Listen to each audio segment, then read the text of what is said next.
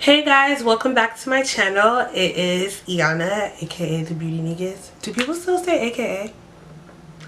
Do people still say aka? Is that weird? I feel like that's weird now.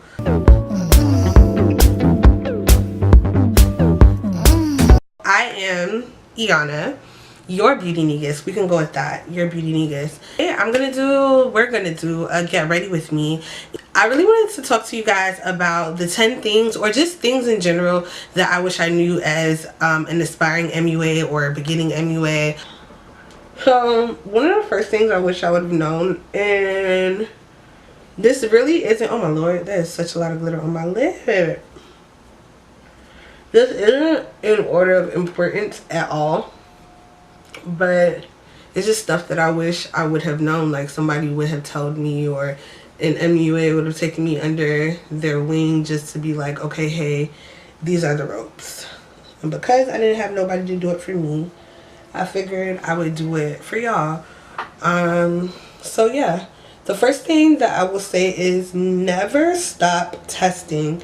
For those of you who do not know what testing is, that is trade work that you do usually between other artists that you admire, be it a photographer, models, etc., just other artists that you admire. This is just a foundation that I had from when I was working at MAC. I'm gonna assume it's like NW45, 47, most likely Studio Fix, because I used to take samples when I worked there like all the time.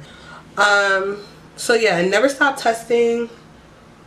Never make your portfolio ever get stale. I made the mistake of doing that, and I wanted to, like, the more jobs would like reach out, oh hey, can I see your portfolio? It's like the same old pictures that I had over and over again, and it just gets really repetitive. People who've seen your work already, they want to see more updated things that you've done, and it's like, if you don't have anything new to show, you kind of start looking like you're stagnant and you're really not making any moves. So nobody wants life to be all about appearances, but that's kind of like a part of it, and I feel like you definitely should always keep your portfolio current. I know a lot of people get into makeup and they're like, oh, I don't do free work, I don't do free work. Well, sweetie, free work is what has gotten me a lot of my paid work. And a lot of my paid work kind of like that, they come to me and it's like, okay, if they have a friend who may be going out to an event, then it'll be a recommendation. But those free work that you do with people who are on your same level, and you're testing with them because you see something in them, they're working just as hard as you're working, it truly does make a difference in your network. And that's really what it's all about. Your network is what's going to get you most of your clients, especially if you're an artist that is looking to move into like the more editorial world. I think this is Matchmaster. This is kind of dry. I'm gonna say this is Matchmaster. Eventually I'm definitely gonna have to go get my spray because Matchmaster is so dry. Like, this is so mad. But yeah, test.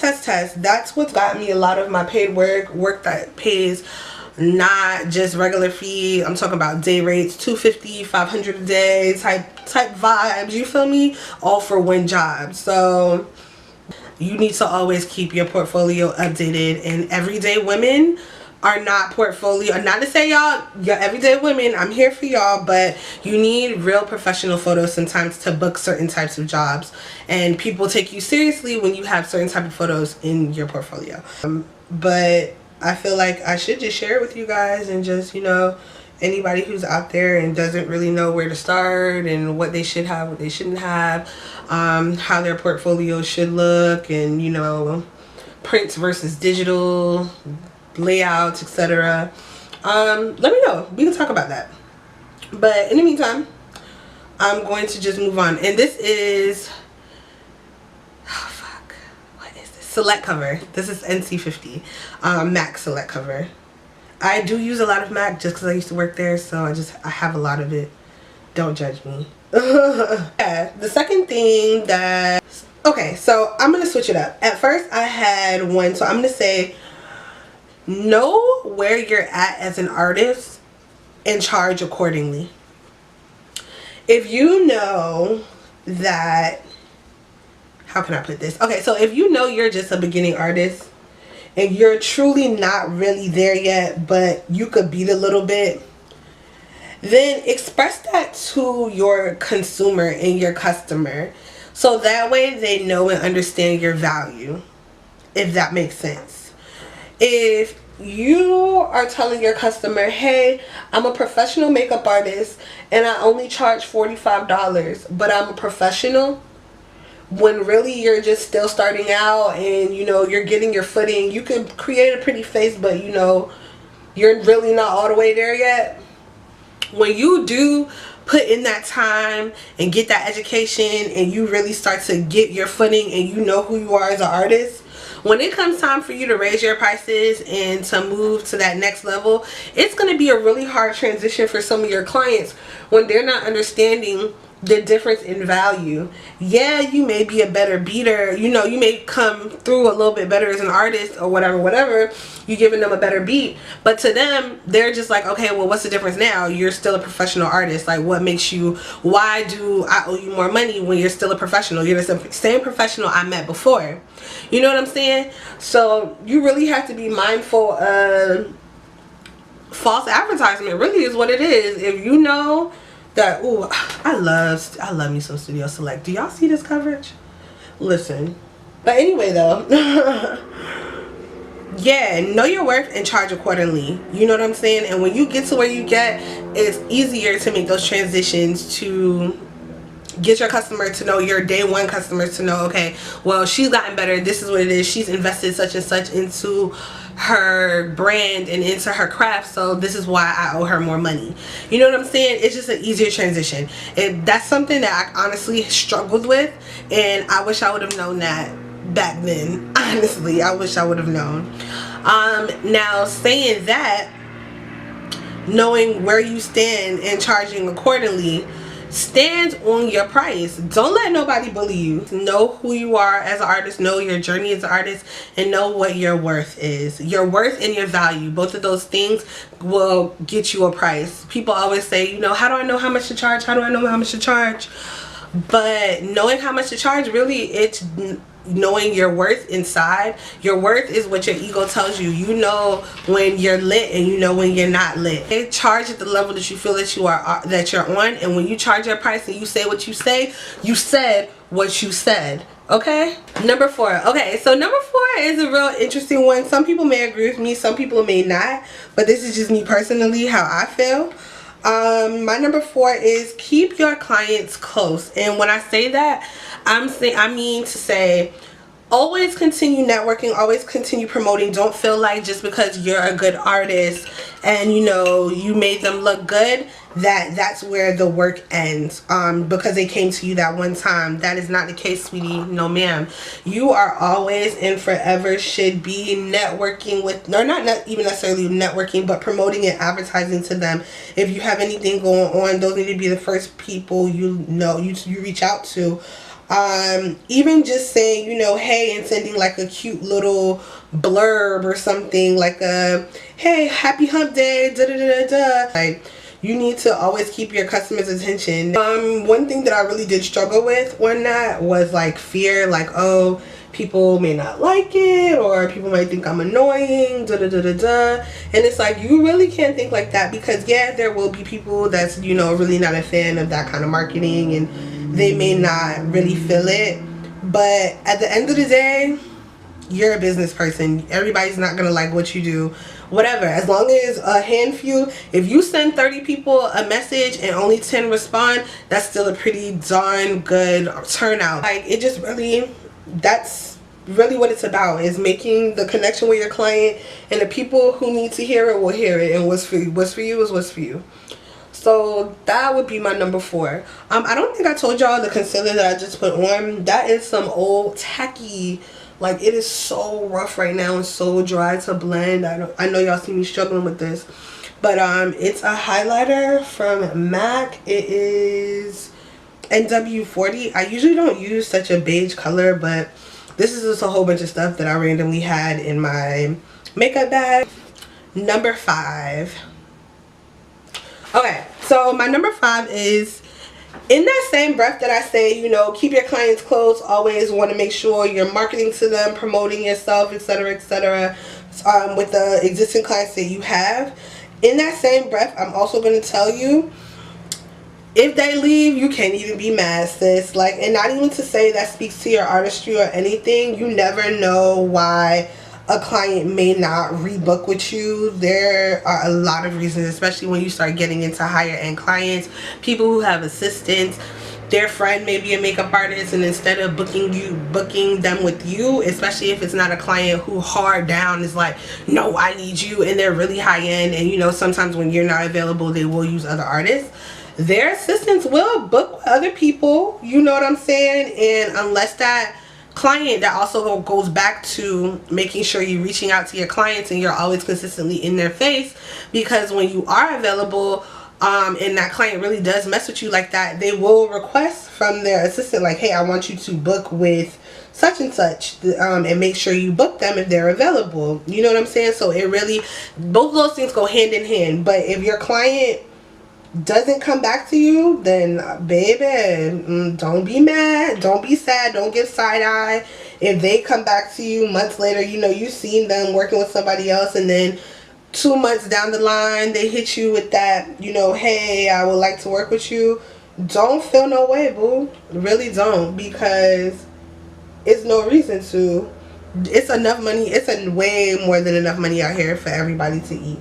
So it's really no reason for you to be upset or feeling away. You know, in that same client that you just lost, you can't, or not even to say you lost, but that client that somebody else got you, or they got your person. Whoa, Lord, quick hands, baby. Quick hands, baby. But another client, you know, who may have, they're using somebody else now, that may open you up for another client that may be 10 times paying you more than what that person is. And not to say that a client is better than another, but you know, just giving you a better opportunity than the ones that you had before. And now that person can move on to bless somebody else who was once in your position and now need the same things that you once needed. So it's just all about leveling up, really. And just always have an attitude. This is a bonus, this isn't one, but always have an attitude of gratitude. I know that sounds really corny and just like, okay girl, whatever, but like, honestly, that really truly does make a difference in my business. Like, whenever I'm happy, and not even to say things always are going great, because that just shouldn't matter as far as your gratitude, but whenever I'm just happy, and even when things aren't going well, I still just I'm thankful and just grateful for everything that I do have. So I'm just using a random brown. I don't know if y'all can see that, but it's just a random brown out this palette to fill in my eyebrows. Nothing major. And this is just a little bit of Black Opal concealer that I'm going to stick under my eyebrow. If I'm really inconsistent about telling y'all what it is, I'll definitely just put it like right here or here. Let's go in here. I'll put it right here. Okay, so for number, what number are we even on? Number 6. We about to do 6 and 7. So for number 6, this is really, really important, because this is one that I also tend to struggle with a lot. Just because I'm a very friendly person. I love to talk to people. I love to get to know people. And sometimes that can cause you to feel a real connection, which is awesome, especially in this industry. You definitely want to always have a connection with your client. However, sometimes you really have to be mindful of boundaries and knowing that this person is not your friend. And this doesn't happen I'm not going to say this is something that happens to me all the time, but it's just something that I want to say and tell people to be mindful of. Just because sometimes people will try to take advantage of you in your kindness. They'll feel like because they talk to you and you guys are cool on that level, that it's okay, and you know, I could just get this for free, and okay, you do my makeup for this or whatever. And they're not they're steady talking to you about an appointment, but they're not talking to you about budget or your fee, or you know, usually they book online, but now they're just trying to hit you up randomly. Like, no, you definitely always want to keep a level of professionalism And nobody will be mad at you for that. They'll just check themselves, and it's just like, okay, you know what, I definitely did approach her on some friendly stuff, so let me fall back because clearly I'm doing the most. And number 7 would be to stay consistent. Consistency. And this is one of those things that could fit into like any job description. You always want to stay consistent, but even more so as a makeup artist, I feel like what we do is a lot of very entrepreneur based. So you have to always be on top of yourself and know that, okay, well, I need to do this, I need to crank out some looks, I need to stay in people's face, I need everybody to be consistently seeing me, and always, you know, hey, when you think makeup, you need to think about such and such. Everything. Never stop. Never stop for nothing, okay? This is your business. MAC never stops advertising. You shouldn't either. Like, you should see yourself and your business as being as big as MAC, and never forget that. Never lose your way. That's a major key. Never lose your damn way when it comes to that, because honey, it's easy to get caught up in other people's things and just chasing money so much that you forget about your brand. And there's so many other brands that you can join and use your craft and your artistry to help push them forward and help propel their that company. But you also have to remember, at the end of the day, this is about you and your business, sis. You're the MUA, unless that's the way you want to go, and that's cool if those are the goals that you want. But just make sure whatever your goal is and wherever you want to be as an artist, you just make sure that you focus on that, and you stand your ground on it, and you know what it is that you want to do, and you walk in that purpose, and you walk in faith that that's where you're going to be. So number 8, or are we at number 8 already? Oh my god, we're at number 8 already. So number 8 is one that I also need to work for myself, honey. So when I'm preaching to y'all, I'm definitely preaching to myself as well. And that would be to promote.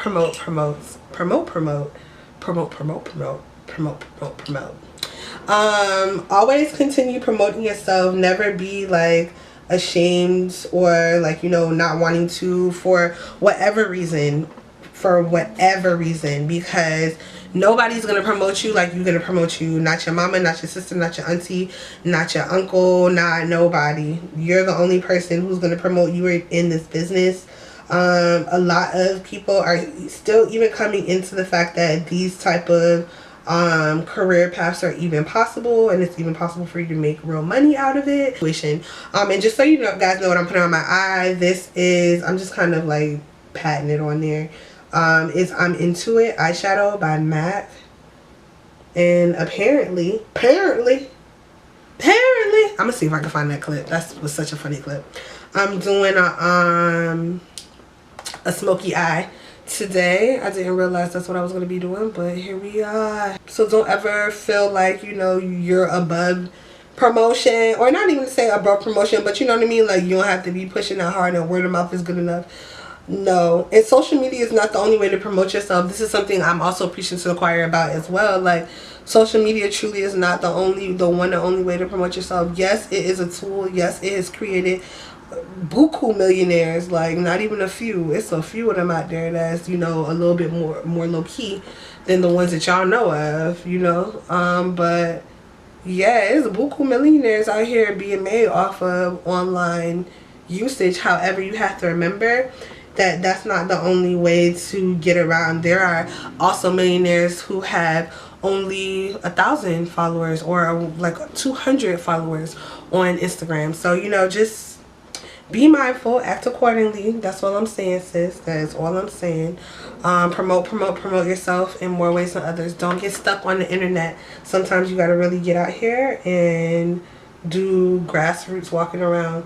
And this color I'm using is just this orange color from Inglots. If you know why I roll my eyes, then you know. If you don't, then I might do a story time, I might not. Now to number 9. Oh my gosh, you guys, we're coming to the end. And I'm not even like anywhere done with my makeup. Like that. Crazy. Okay. So number 9 is kind of a half struggle for me. I halfway struggle with this. This is the part that I don't struggle with, and that's really professionalism. I feel like I'm a fairly professional artist when I get on set. You clearly gauge the room. You know when people are definitely more on a professional tip, and you know we're really not so laid back, and this is kind of what it is. you know the difference between that and when, you know, people are a little bit more chill on set. It might be a trade shoot between artists, and clearly you want to be on time and prompt to those type of things. That also falls under professionalism. Sometimes being prompt is something that I struggle with, but I've been working on it this year, and so far I can say I haven't really been late to many shoots, if any at all, this year. But yeah, professionalism is one of those things. Always make sure, you know, your brushes are clean, make sure you look clean, make sure your stuff looks clean and not dirty, and your kit doesn't look sketchy as hell. I'll never forget one time I had a young lady who was working with me on a job, and it wasn't even my job, it was her job. And she called me in to do a wedding with her, and her brush pot was filthy. Like filthy. Like, it wasn't clean. Period. It wasn't nothing clean about it. Like, it looked like she had just got done rolling the mud with her brush belt. Like, could you imagine how gross that must feel? Like, I would feel like nothing in that brush belt is clean, because the things that the brushes are in is dirty as hell. Like, I was shookest, you know? Like, you just want to be mindful of all of that. You never want anybody to be able to call you out on anything or say anything negative about you or your brand, because once your brand has a bad name, sis, the only thing that you really can do is change the name of your company, and who's really trying to do that? And especially if you're one of the type of people who uses their actual name as the name of their brand, your name is ruined, sis. You're gonna have to literally try and do damage control, and who really wants to do damage control these days? Not I, says the cat.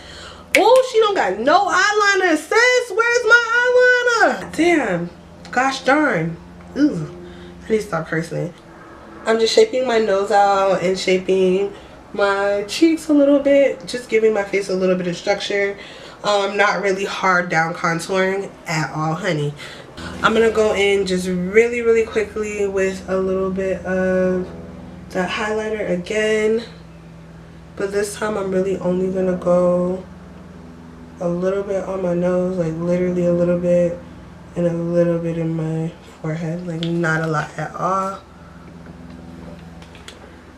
and blend that out.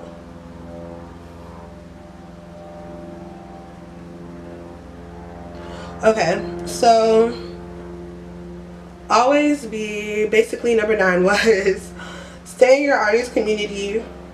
Always be networking, always create, like, you know, those opportunities to know other people in your industry, other artists, other creatives, be it a stylist, be it makeup artist, other makeup artists, photographers, etc. All of those people are always going to be helpful to have in your network, because when you don't have them and you need them, and you need good, reliable ones, you're going to wish that you had been making these moves and making these connections prior to this revelation that you needed a damn photographer, okay?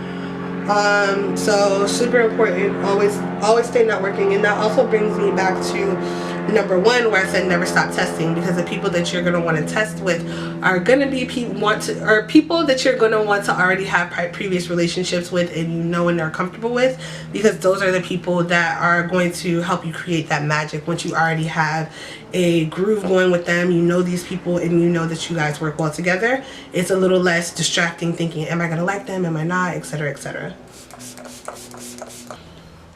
So number 10 is never stop learning. You are never not a student. Like, never again will you never not be a student to makeup, skincare, being an esthetician, anything. I have a whole bunch of little black spots on me. That's just from my brush. I have to take that off.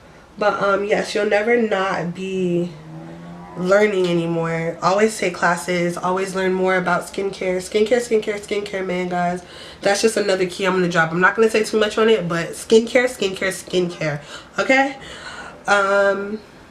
But yeah, never stop learning. Never feel like you're above learning from others. You can even learn something brand new and exciting from a beginner makeup artist. Like, there's never anybody like that you may feel is beneath you or behind you in artistry. Never feel like you're above learning from them, because a baby can teach an adult something new. You know what I'm saying? So just stay open and stay learning. So I'm kind of wanting a little bit of an inner corner highlight. So I'm just kind of going to go in with light bronze from my Lorac Pro palette. I wish show it to you guys, but she is a little busted. I'm not even going to lie. She is busted as hell. Did my highlighter. Now I'm gonna add some blush. Okay, so number 10, this is a bonus just because I'm also not done with my makeup and I feel like I just have more to share with you guys. My number 10 would also be, take this serious. Makeup artistry, it is a hobby to some, you know what I mean? But if it's a hobby to you, let it be a hobby, sis. Like, if you a hobbyist, take your butt to YouTube, go make a little channel and you be a hobbyist on YouTube. If you know that this is not something that you want to do and you really just trying to do it on some like I'm getting money today thing, then let that be known. Like, don't come out here acting like you're a real pro and you really do this. Like, sis, stay in your lane, stay in your whole entire lane.